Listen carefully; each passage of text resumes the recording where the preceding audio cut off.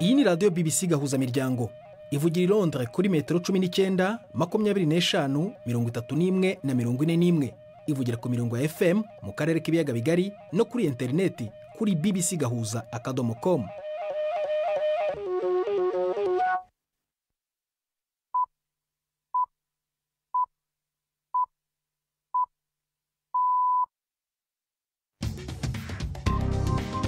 Ubu ni saa 10 n'igice ku isaha mpuzamahanga ya GMT, ni saa 12 n'igice ku masaha yo mu Rwanda no mu Burundi.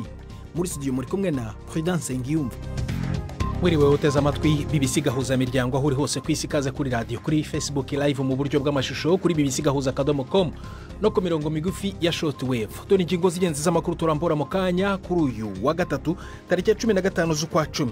Urwego rwa leta y'u Rwanda rukora iperereza mu by'imari FIC mu mpine z'icyongereza rwatangaje ibihano byafatiwe abanyarwanda 25 rurega kuba mu mitwe y'iterabwoba cyangwa kuri tera inkunga.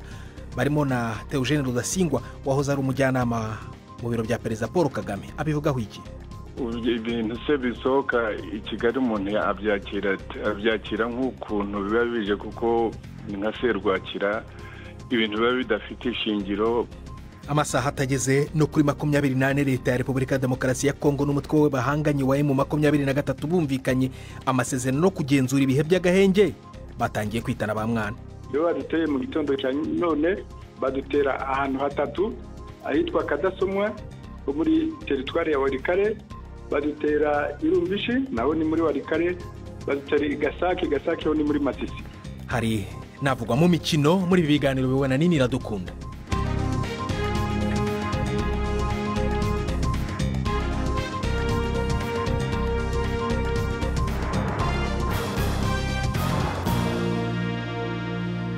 Ibi byose n'ibindi ni mukanya nyuma ko Siriake muhawe nayo atugezaho incamake yandi makuru ingenzi avugwa ku isi, aratugezaho ari muri studio za BBC Nairobi. Muri Gaza abantu bariko barabika imfungurwa kubera ibiciro biriko biraduga cyane, no mu gihe hari ubwoba ko ihagarikwa ry'intambara ridashobora kuramba. Umudandaza Wihan Yunis yabwiye BBC ko buri muntu afite ubwoba ko itangwa ry'imfashanyo rishobora guhagarara. Abategetsi ba Israel bavuga ko urubero rwa Rafa mu bumanuko rutugururirwa imodoka zijanye imfashanyo uyu munsi, naho hari ziriko zirinjira ziciye mu bindi bibanza. Israel yamaze kugabisha ko izogabanya izo fashanyo mu gihe Hamas itotanga ibiziga by'abari bagizwe ingwati bisigaye muri Gaza. Israel ubu iramaze gusubiza ibindi biziga 45 by'abanyepalestine muri Gaza mu kubahiriza amasezerano yo guhanahana abari bafashwe ku mpande zose. Kenya yatangaje imisi ndwi yo kugandarira uwahoze ari umushikiranganje wa mbere Raila Odinga mu gihugu cyose yitavye Imana afite imyaka 80. Perezida William Ruto yavuze ko yari gihangange muri demokrasi, akaba yari n'inzira bwoba mu guharanira ukwishira n'ukwizana. Odinga yamaze imyaka myinshi ari umukuru w'abatavuga rumwe n'ubutegetsi, atsindwa amatora inshuro 5, akaba yaheruka kwitoza mu myaka 3 iheze. Imyerekano yakurikiye amatora atavuzwe ko rumwe yo mu 2007 yahitanye abantu ibihumbi n'ibihumbi mu bwicanyi utari bwigere bubaho mu gihugu ca Kenya kuva cikukira. Uwo bitoreza hamwe nk'icegera c'umukuru w'igihugu mu 2022 Martha Karua yarungitse ubutumwa bwo guhoza umuryango wabuze. It is with great shock and sadness. Yabaye inkuru ibabaje cyane kandi y'inshamugongo kumva mu gitondo urupfu rwa Raila Odinga. Raila hafi ubuzima bwe bwose yarwaniye ukwibohora kw'abanyakenya n'uko abanyafrika. Ubuzima bwe ni igisobanuro cy'urugamba rwo kubohora byuzuye abanyakenya. For total liberation of the people of Kenya. Umuhari wa M23 ushigikiwe n'u Rwanda wagirije ingabo za Kongo kugira ibitero mu turere uwo muhari ugenzura mu buseruko bwa Repubulika ya Demokarasi ya Kongo. Umuvugizi w'uwo muhari avuga ko igisirikare cyakoresheje drone hamwe n'indege z'intambara mu gutera bombe mu bice bibamwo abantu benshi mu ntara za Kivu y'Epfo n'iya ruguru, zihitana abantu benshi ariko nta gitigiri cyatanzwe. M23 yagirije leta ya Kongo kurenga ku mugambi w'amahoro inyuma y'umunsi umwe gusa impande zose zishize umukono ku masezerano abonwa ko ari intambwe hambaye igana kurangiza intambara. ibihugu vya Pakistan na Afghanistan bivuga ko vyumvikanye guhagarika intambara by'agateganyo nyuma yo gusubira gutana mu mitwe ku rubibe bisangiye kuri uyu wa gatatu. Kare ibinyamakuru vya leta ya Pakistan vyari vyavuze ko habaye ibitero vy'indege ku birindiro vya Taliban mu ntara ya Kandahar hamwe no ku bakuru bo mugwi witwaje ibirwanisho w'abanyepakistan ku mugwa mukuru i Kabul. Abategetsi b'Abataliban muri Afghanistan bagiriza igihugu ca Pakistan kwica abasivile 12 i Kandahar banakomeretsa abandi benshi. Imishamirano yadutsemwo ubwicanyi mu mpera z'iyinga igihe Afghanistan yatanguza ibitero ku bibanza vyinshi biri ku rubibe, yagiriza Pakistan ibitero vyaheruka harimwo na 2 ku mugwa mukuru i Kabul. Perezida w'Uburusiya Vladimir Putin ariko aronera kugirana imigendanire na leta nshasha ya Syria inyuma y'amezi 10 arangiye inshuti yiwe magara Bashar al-Assad atembagajwe ku butegetsi. Yakiriye Perezida Ahmed al-Shara mu rugendo rw'iyo rwa mbere i Moscow. Inkuru ya Sasha Shikta mugiye gushikirizwa na Prime Ndikumagenge. Igihe abitwaje ibigwanisho muri Syria bariko bararangiza igitero cabo cabaye nk'umuravyo bakava Idlib bagashika i Damas mu kanya gato, Bashar al-Assad yaciye ahungira rwihishwa mu kigo c'indege gikuru c'Uburusiya, hanyuma ava ngaho aja i Moscow. Wararongo yabitwaje ibigwanisho ubu niwe mukuru mushasha wa Syria, none yaje i Moscow gusaba ko Assad atangwa no kuvugana kazoza k'ibigo vya gisirikare vy'Uburusiya muri Syria. Perezida Putin yijeje Ahmed al-Shara ko mu migenderanire na Syria leta y'Uburusiya yamye yisunga ineza y'abanyasiriya aho gushira imbere inyungu zayo za politike. Ni ikintu gikomeye ku Burusiya kuba al-Shara yemereye Putin ko Syria izokubahiriza amasezerano yarahasanzwe hagati y'ivyo bihugu. Abashikiranganje bo kwivuna umwansi bishirahamwe ryo kwivunira umwansi hamwe OTAN bari mu nama i Bruxelles baganira ku kongereza ifashanyo igihugu ca Ukraine n'ingene bo kongereza uburyo bwo kwivuna Uburusiya. Umunyamabanga wa leta ya Amerika jejwe kwivuna abansi Peter Hegseth yavuze ko Amerika n'inshuti zayo bizotuma Uburusiya buhatakariza vyinshi mu gihe butohagarika iyo ntambara. Ubudagi bwavuze ko bushobora gutanga miliyoni 500 y'amadolari mu kugura ibigwanisho vya Amerika byo guha Ukraine. Uwo mushikiranganje wo kwivuna abansi kandi Boris Pistorius yavuze ko Ubudagi bushobora kurungika indege zabwo z'intambara muri Pologne, unatange umutahe urenga miliyardi 11 z'amadolari mu guhingura drone mu myaka iri imbere. Prida urakoze Siriake muhabona yo kuri amakuru ya BBC.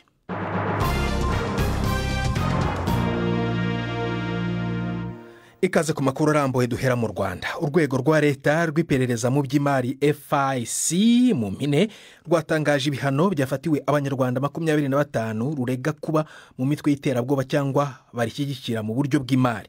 Barimo abahoze mu buyobozi bukuru bwa politike nka Theogene Rudasingwa n'ubw'ingabo z'igihugu nka Kayumba Nyamwasa, ariko ubu bari mu buhungiro. Harimo kandi n'abahoze mu gisirikare cya leta y'uwahoze ari Perezida Juvenal Habyarimana, ubu bari mu mutwe w'inyeshyamba za FDLR. Iki cyemezo kibuza buri wese kuba yagira icyo akorana n'aba bantu mu rwego rw'imari ndetse n'imitungo yabo ibonetse igafatirwa. Inkuru ya Jean Claude Mwambutsi, Kigali. Urutonde rwashyizwe hanze n'ikigo cy'ubutasi mu by'imari Financial Intelligence Center rugaragaraho abantu 25 barimo umugore umwe, Lieutenant General Gaston Iyamuremye uzwi nanone nka Victor Byiringiro, imyaka 76, yamenyekanye mu mutwe wa FDLR akaba ari nawe unawuyoboye. Itangazo ryasohoye rivuga ko uyu akekwa kuba ari mu karere ka Warikare ka Repubulika Demokarasi ya Kongo. Nkuko bivugwa n'iri tangazo, uyu niwe uyobora umutwe wa FDLR, wakaba yaragize uruhare mu gutegura ibikorwa byibasira u Rwanda. Undi ni General Major Pacifique Ntawunguka uzwi nka Omega. Uyu nawe ngo akaba ari mu gace ka Warikare, kimwe na mugenzi we ashinjwa kugira uruhare mu gutegura ibikorwa by'iterabwoba byibasiye u Rwanda. General Major Antoine Hakizimana, imyaka 54, we abarizwa mu mutwe wa CNRD FLN, agashinjwa kuba yari ku isonga y'ibitero byagabwe n'umutwe wa FLN mu gace ka Nyaruguru. Leta y'u Rwanda ivuga ko uyu musirikare abarizwa mu gihugu cy'u Burundi. General Kayumba Nyamwasa yabaye umugaba mukuru w'ingabo z'u Rwanda, aza guhungira muri Afrika y'Epfo, ari naho akiri ubu. ubutegetsi bw'u Rwanda buvuga ko uyu mugabo w'imyaka 67 yagize uruhare mu bikorwa by'iterabwoba ndetse akaba yaranabihamijwe n'inkiko zo mu Rwanda. Major Rudasingwa Theogene ari mu bashinze umutwe wa RNC kimwe na Kayumba Nyamwasa. Itangazo rivuga ko uyabarizwa muri Leta Zunze Ubumwe za Amerika, akaba ashinjwa kuba yari inyuma y'ibisasu bya grenade byatewe mu mujyi wa Kigali hagati y'umwaka w'2010 na 2013. Mu basivile bari kuri uru rutonde ku isonga haza Padiri Thomas Nahimana. Uyu mugabo ukunze kumvikana anenga ubutegetsi bw'u Rwanda, akunze no kugaragazwa nk'umukuru w'ikiswe guverinoma y'u Rwanda ikorera mu buhungiro. Uyu nawe aregwa guhuza ibikorwa by'imitwe y'iterabwoba ndetse no kwitera inkunga y'amafaranga. Uretse abasirikare n'abanyapolitiki, uru rutonde rugaragaraho n'amazina ya bamwe mu bantu bazwi cyane ku mbuga nkoranyambaga. Abo ni nka Jean Paul Turayishimiye na Musabyimana Gaspard wa Radio Inkingi ikorera ku muyoboro wa YouTube. Bombi baregwa iterabwoba no kwifashisha itangazamakuru bamamaza iri terabwoba. Umugore rukumbi uri kuri rutonde ni Uwizera Christine ubarizwa muri Leta Zunze Ubumwe za Amerika. Aregwa gushyigikira umutwe wa FLN ndetse no gushishikariza iterabwoba. Itangazo rivuga ko kunyuranya n'iki cyemezo ukaba wakorana n'aba bantu bishobora gufatwa nk'icyaha giteganywa n'itegeko rihana ibirimo icyaha cyo gukwirakwiza amafaranga afite inkomoko mbi, iterabwoba no gutera inkunga ibikorwa byo gukwirakwiza intwaro zirimbura imbaga. Jean-Claude Mwambutsa, BBC Gahuzamuryango, i Kigali. Urakoze Mwambutsa. Twagerageje kuvugisha umuyobozi wa FIC nyirizina adusubiza mu butumwa kuri WhatsApp ko ayandi makuru ari ku rubuga rwabo rwa interineti. Ariko twavuganye n'umwe mu bavugwa muri uru rutonde, Theogene Rudasingwa uri Washington, akaba ayobora ishyaka Rwanda Freedom Movement Ishakwe. Ibintu se bisohoka i Kigali umuntu abyakira nk'ukuntu biba bije, kuko nka serwakira ibintu biba bidafite ishingiro, bakagira batya bagashishimura nyine ilisiti iteye kuriya, bavuga ko abantu bakora ibikorwa by'iterabwoba, ibintu bidafite ishingiro. Kuri jyewe rero mu by'ukuri mbifata nk'ibisanzwe, uretse ko biba bitangaje nyine kuba leta yakora ibintu birimo amafuti nka biriya, ibinyoma gusa. Uravuga ko ubifata nk'ibisanzwe, ariko ni ibintu bimeze nk'ibikomeye kuko barabashinja kuba abaterabwoba. Ariko ubucye ko jyewe bankatiye muri 2011 ngira ngo bankatiye imyaka, ubu ngendana igifungo bankatiye cy'imyaka 24, kandi nibyo baturegaga icyo gihe ko tukora ibikorwa nka bene ibyo ngibyo. Ariko murabizi, ngira ngo mugomba kuba babisomye, abanyarwanda benshi barabizi ndetse n'abanyamahanga barabisomye uko bashaka kunyica. None se umuntu ugukatira imyaka 24 agashaka kukwica, kuba yakwandikaho noneho ibyo ngibyo ko ukora ibikorwa by'iterabwoba, ariko nyine tuzabikurikirana. Uretse ko umuntu atashakisha ubutabera mu Rwanda, ntiwabushakisha mu Rwanda kuko ntibubayo. Ahubwo iyo leta itorega ibyo ngibyo niyo ahubwo ikora ibikorwa by'iterabwoba, uretse mu Rwanda ndetse no mu karere. Kuba bafashe icyemezo cyo kubashyira ku rutonde rushingiye ku baterabwoba, cyane cyane mu rwego rw'ubukungu, se hari imitungo mufite mu Rwanda cyangwa se iyo mufite muri Leta Zunze Ubumwe za Amerika mufite impungenge ko ishobora gufatirwa?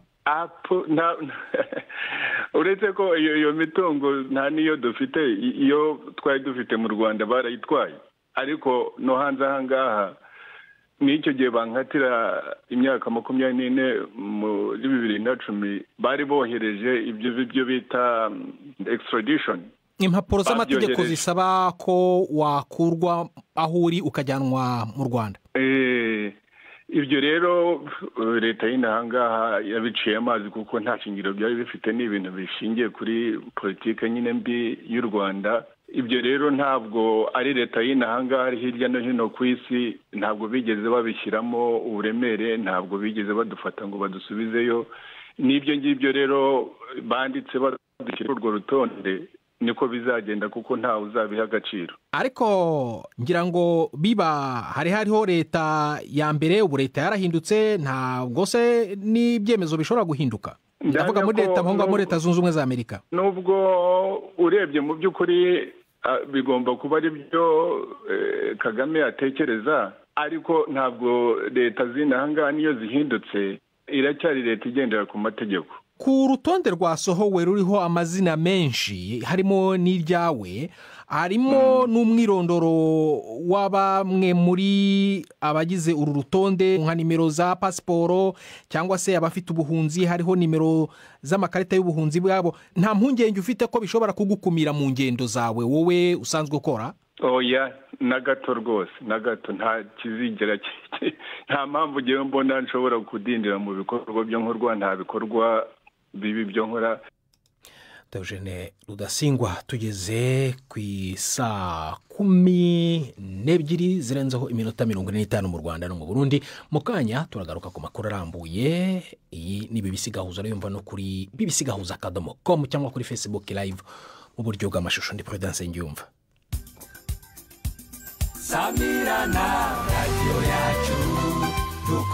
Ibiganiro vya BBC kuri radio Humuriza mu Burundi ni ku murongo wa FM 99 n'ibice bitandatu. BBC Gahuza Miryango.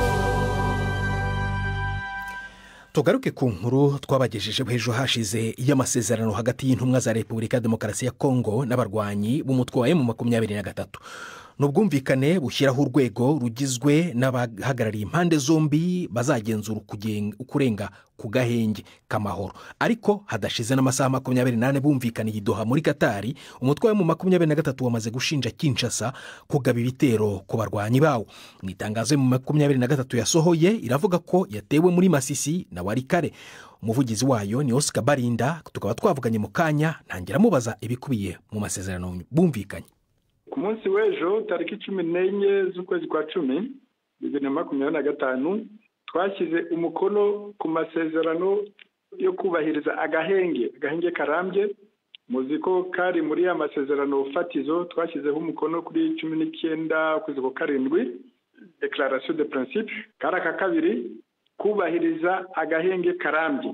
Rero ejo twashyize umukono ku buryo tugiye kubahiriza, dushyiraho n'akanama kazagenzura no gukurikirana ibyako gahenge kugira ngo tugire amahoro arambye, kugira ngo noneho tujye muri bya biganiro nyakuri byagomba gutangira ku itariki ya 8 z'ukwezi kwa 8. Ubwo ako kanama kazaba kagizwe n'abande? Akanama kazaba karimo abantu umubare ungana wa leta ya Kongo na AFC, hakiyongeraho abantu bazava muri EGVM, ariko kanama gashinzwe ubugenzuzi muri ICGLR, umuryango w'ibiyaga bigari. Hazaba harimo MONUSCO ariko ifasha cyane mu rwego rwa logistique. Hazaba harimo n'intumwa za biriya bihugu bidufasha, harimo intumwa ya Katari, harimo umuryango w'abibumbye, harimo ndetse na Amerika nka observers, indorerezi. Muravuga ko ayo masezerano ari ayo gushaka kureba uko agahenge gakurikizwa. Ariko ubu tuvugana ku wa gatatu haravugwa imirwano, guverinoma irimo irabashinja ko abarwanyi banyu ngo bateye bongeye gutera kandi. Nibo baduteye mu gitondo cya none, bohereje indege za Sukhoi 25 na za drone badutera ahantu hatatu ahitwa Kadasomwa ho muri teritwari ya Walikare, badutera Irumbishi naho ni muri Walikare, badutera Gasake ho ni muri Masisi. Urumva ni ku mupaka wa Masisi na Walikare. Rero nibo baduteye be gutanguranwa kurega. Ako kanama kazaterana nyuma y'iminsi 7 ku itariki 21 z'uku kwezi. Ariko icyo tubahamiriza umunsi nuko baje n'izo ndege zabo na za drone zabo bakajugunya amabombe mu baturage aho hantu hatatu mvuze, ndetse n'ingabo zabo zo ku butaka zigashaka kwasatira ziza mu birindiro byacu. Niba ayo masezerano mwayagezeho ku itariki 14 nk'uko wari umaze kubivuga, hatarashira n'amasaha 28 akaba atakurikijwe, ubwo ayo masezerano arashinga? Urabona leta ihora ifite umugambi wo kwisubiza utu duce twose twagezemo, kandi ariyo yanatumye tuhagera yuko twebwe tugifata Bunagana kuri tariki 13 z'ukwezi kwa 6 umwaka wa 2022 twabwiye guverinoma tuti twebwe ntabwo tugamije kugera mu bindi bice, ntabwo tugamije kwigarurira ibice, twe turashaka amahoro, mutwemerera ibiganiro by'amahoro tubasubize Bunagana maze tuze twicare nk'abakongomani tuganire. barabyanze rero muzi ko umukuru w'igihugu kuva icyo gihe yavuze ati ndagacibwa ijosi nkiriho ntabwo nzegera nicarana namwe n'aba bantu ntabwo nzegera nicarana. Twitaga abateroriste icyo gihe abantu b'iterabwoba ari inangira. Niyo mpamvu twagize muri utu duce twose turimo, noneho ajya no mu biganiro ariko abizamo bigura intege, abizamo nta bushake abifitemo. Niyo mpamvu buri gihe cyose mbese bitanihuta ngo tugere ku musozo wa ku mahoro arambye muri Kongo. Oscar Barinda, umuvugizi wa M23, tukaba twagerageje kuvugisha leta ya Repubulika ya Demokarasi ya Kongo ariko ntabwo biradukundira. Reka noneho turuhukire mu mikino na Yves Bucyane Kigali. Imikino kuri BBC gahuza miryango. Yabashuje bakunzi b'imikino kuri BBC. Ayuyu munsi Nyahere muri Afrika, ikipe ya Bafana yongeye gusubira mu mikino ya nyuma y'igikombe cy'isi ku nshuro ya mbere kuva yakirira irushanwa mu mwaka wa 2010. Ni nyuma yo kuba ya mbere mu itsinda rya gatatu inyagiye Amavubi y'u Rwanda ibitego 3-0 ihita ica kuri Nigeria na Benin kugeza mbere y'imikino y'ejo niyo yari ku mwanya wa mbere irusha amanota 2 Bafana n'amanota 3 imbere ya Nigeria. Ariko Benin yarayikubiswe na Nigeria ibitego 4-0 aho rutayizamu Victor Osimhen yatsinzemo wenyine ibitego 3. Afrika y'Epfo iba ikipe ya 9 mu makipe ya Afrika ibonye itike nyuma ya Maroc, Tunisia, Misiri, Algeria, Ghana na Cape Verde, ndetse ukongeraho na Senegal na Cote d'Ivoire nazo zaraye zibonye itike. Mu makipe yarangije ku myanya ya kabiri ashobora kuzahatana mu yandi majonjora ni Gabon, Burkina Faso, Cameroon, Repubulika ya Demokarasi ya Kongo, Madagascar, Nigeria, Namibia, Uganda yarayitsinzwe na Algeria 2-1 ndetse na Niger. Ahandi Cristiano Ronaldo yarayatsinze ibitego 2 ashyiramo amateka mashya yo gutsinda ibitego byinshi mu mikino y'amajonjora y'igikombe cy'isi, ariko ikipe ye ya Portugal yashoboye gusa kunganya na Hongrie ibitego 2-2 mu gihe Ubwongereza bwaraye butsinze Latvia ibitego 5-0 bugahita bubona itike y'igikombe cy'isi. Portugal hasigaye iminota mike ngo ibone umwanya mu marushanwa ataha azabera muri Canada, Mexico na Amerika. Yishyuwe igitego cya kabiri ku munota 91 n'umukinnyi wo hagati wa Liverpool Dominique Szoboszlai. Soreze ku makuru avugwa ku isoko ry'igura n'igurisha ry'abakinnyi ikipe yo mu Butaliyani ya Inter Milan yinjiye mu irushanwa ryo gusinyisha umukinnyi myugariro wa Crystal Palace Mark Gehi. Ni mu gihe Liverpool ari yihabwa amahirwe menshi yo kwegukana uyu mukinnyi w'umwongereza w'imyaka 25. Chelsea na Barcelona zo ziri gukurikirana rutayizamu wa Dinamo Zagreb Cardozo Varela ufite imyaka 16. Ni mu gihe ikipe ya Brighton ivuga ko idateganya kugurisha umukinnyi wo hagati wa Cameroon Carlos Baleba. Ayo niyo y'imikino nabateguriye. Gendi Yves Bucyane.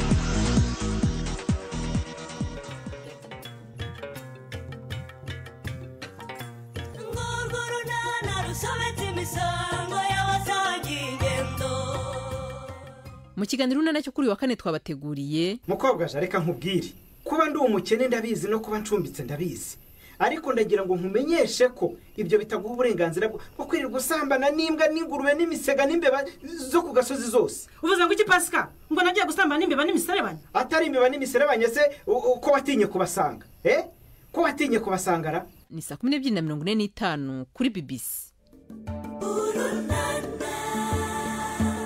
Nejo rero ku wa kane hano kuri BBC gahuza miryango no mwanya none w'ikiganiro cy'abagore cyakozwe na Patrick Waso.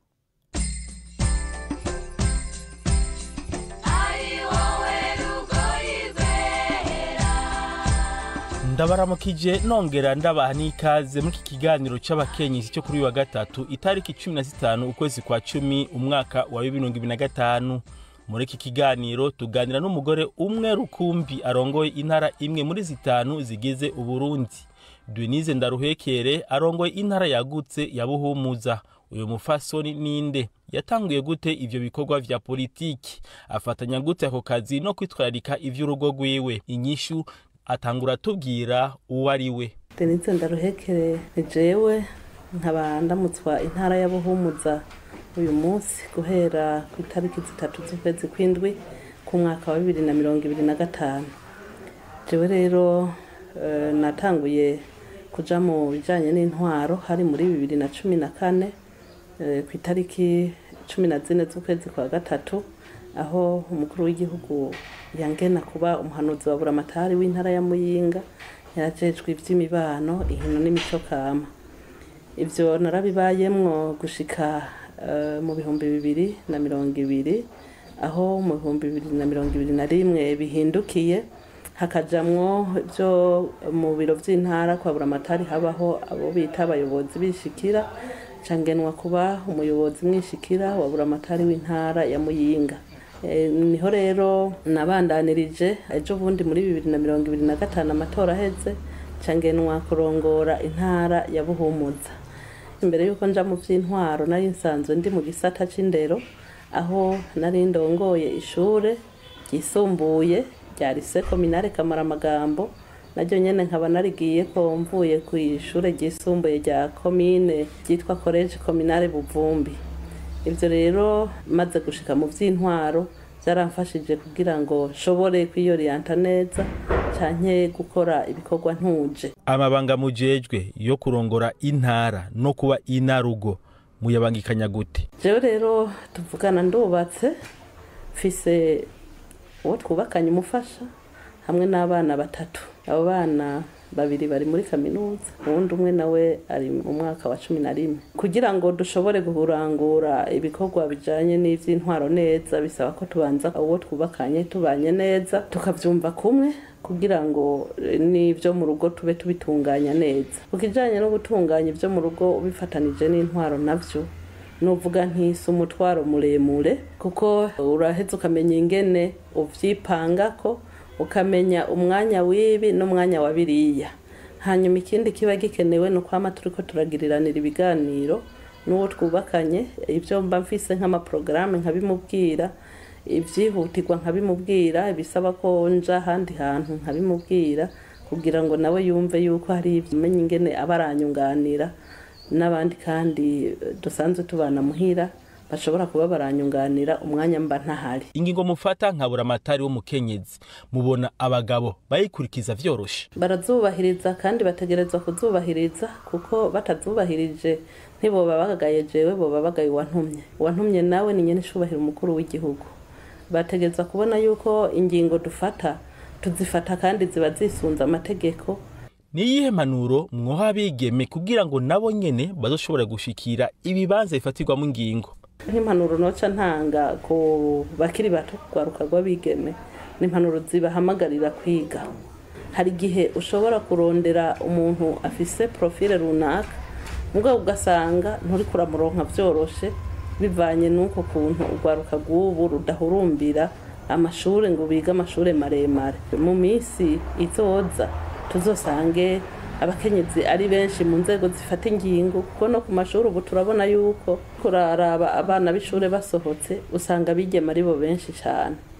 Nivyo rero twifuza ko uko ari benshi mu mashure no mu baheza barangiza amashure bakarangiza za kaminuza boba benshi, kugira ngo igihugu nicabakenera kibaronke vyoroshe. Ikiganiro c'abakenyezi cy'uyu munsi kigarukiye ngaha, naho butaha.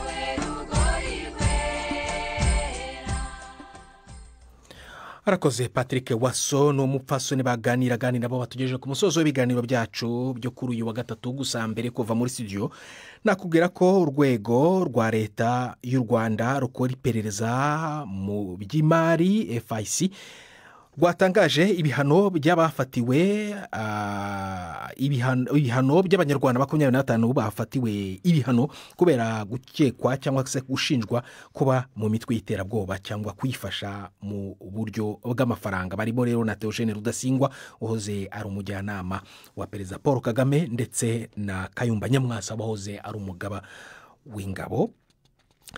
Naho muri Repubulika ya Demokarasi ya Kongo abarwanyi b'umutwe wa M23 barashinja leta ya Repubulika ya Demokarasi ya Kongo kubatera nyuma y'amasaha atageze no kuri 28 bumvikanye uburyo bwo kugera ku gahenge idoha muri Qatar. Aya makuru ushobora kongera kusanga kuri bbc.gahuza.com. yarayobowe na Nini Nadukunda, twafashijwe na Volodymyr Muzechka. Gendi Prudence Nyumba wakoze gutemo BBC Gahuza Miryango. Kuri uyu mugoroba uraraharyana.